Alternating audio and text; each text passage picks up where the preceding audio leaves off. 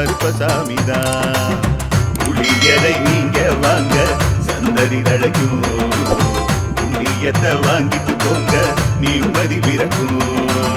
புளியரை நீங்க வாங்க சந்ததி தழைக்கும், புண்ணியத்தை வாங்கிட்டு போங்க நிம்மதி பிறக்கும்.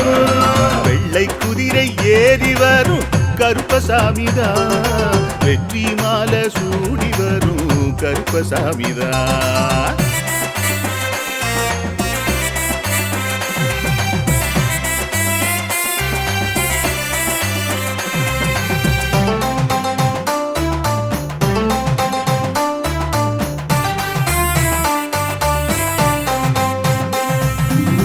ராமரோட பரம்பரை தானே புளியரை கருப்பசாமி, ஐயப்பசாமி சித்தரோட அருள்வாக்கு.